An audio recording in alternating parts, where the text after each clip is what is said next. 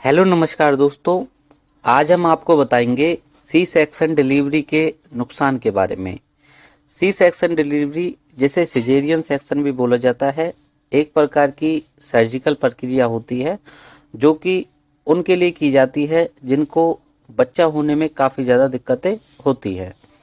C section delivery में doctor जो माता होती है उसके पेट पे एक 6 इंच का कट लगाता है, उसके बाद बच्चे को बाहर निकालता है। अक्सर यह प्रक्रिया तभी संभव होती है जब नॉर्मल डिलीवरी संभव ना हो। नॉर्मल डिलीवरी अगर संभव है तो सी सेक्शन की ज़रूरत नहीं पड़ती। लेकिन आज के समय में डॉक्टर लोग का यह एक नज़रिया बन चुका है, एक तरीके का यह बिजनेस बन चुका है कि वो ज़्यादा से ज़्यादा सी सेक्शन डिलीवरी करने की कोशिश करते हैं, भले ही माता को कुछ भी हो। आज हम आपको सी सेक्शन डिलीवरी के कुछ नुकसान के बारे में बताएंगे, साथ ही साथ समझाएंगे कि आपको कौन सी चीज़ों का इस्तेमाल करना है जिनसे कि आप सी सेक्शन डिलीवरी से बच सकें। सी सेक्शन डिलीवरी एक तरीके का ऑपरेशन होता है जो कि बच्चे को बाहर निकालने की एक कोशिश होती है। अगर बच्चे जैसे पेट के अंदर पोटी कर जाता है या फिर उसका जो गला होता है वो गर्भ नाल में फंस जाता है या फिर कुछ आनुवंशिक कारण होते हैं, कुछ जन्मजात कारण होते हैं, इनकी वजह से सी सेक्शन डिलीवरी करनी पड़ती है। तो इसका सबसे पहला जो प्रॉब्लम हो सकता है वो होता है इन्फेक्शन होना। अक्सर देखा जाता है कि सी सेक्शन डिलीवरी के बाद माताओं को इन्फेक्शन हो जाता है जिसकी वजह से गर्भाशय की परत पर, मूत्र मार्ग पर या फिर चीरे के स्थान पर इन्फेक्शन हो जाता है। यह इन्फेक्शन बहुत ज़्यादा हो जाता है और इसको भरने में लंबा समय भी लग सकता है। तो इसका पहला जो जोखिम कारण होता है, जो इसकी पहली कॉम्प्लिकेशन होती है, वो होता है इन्फेक्शन। तो इसमें इन्फेक्शन के पूरे पूरे चांस होते हैं। तो सी सेक्शन अक्सर बचना चाहिए, इसे आपको बचाना चाहिए, कोशिश करनी चाहिए सी सेक्शन की ज़रूरत ना पड़े। दूसरा होता है रक्त की हानि, यानी कि ब्लीडिंग हो जाना।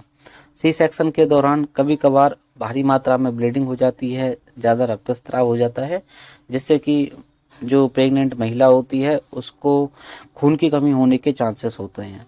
जब खून की कमी हो जाती है तो वो कमज़ोर पड़ जाती है, उसके शरीर में तरह तरह की विकृति आने के चांसेस होते हैं। इसका दोस्तों तीसरा जो होता है वो होता है रक्त का थक्का बनना। कभी कभार देखा जाता है कि सी सेक्शन में गहरी नसों के अंदर रक्त का थक्का बनने का खतरा बना रहता है।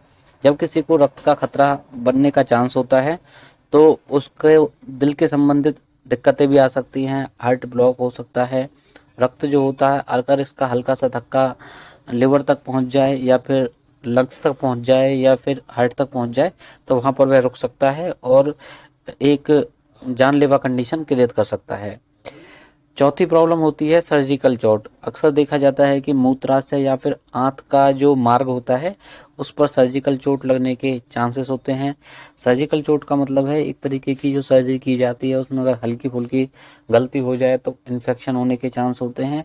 साथ ही साथ वहाँ पर इंजरी होने के भी काफ़ी ज़्यादा चांस होते हैं।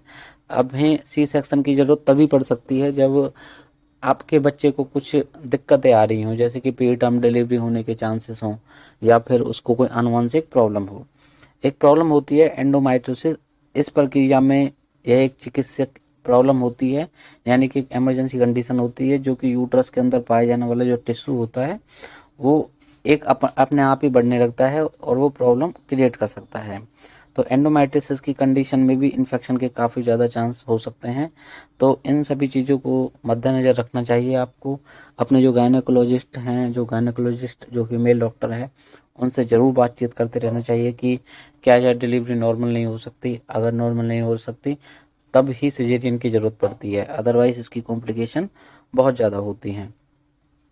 कुछ चीज़ों का विशेष तौर पर ध्यान रखना चाहिए जो कि भविष्य में उत्पन्न होने वाली हो सकती हैं। सी सेक्शन के बाद कुछ जटिलताएं आ सकती हैं, जैसे महिलाओं को परेशानी होने के चांसेस हो सकते हैं।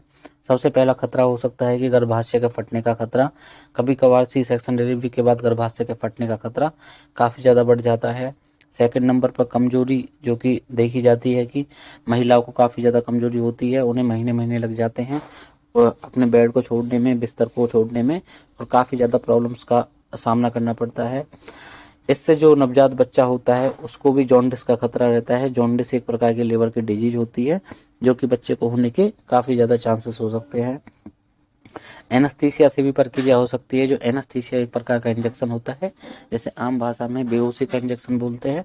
किसी भी तरह के एनेस्थीसिया से बॉडी पर किसी भी तरह की रिएक्शन हो सकती है।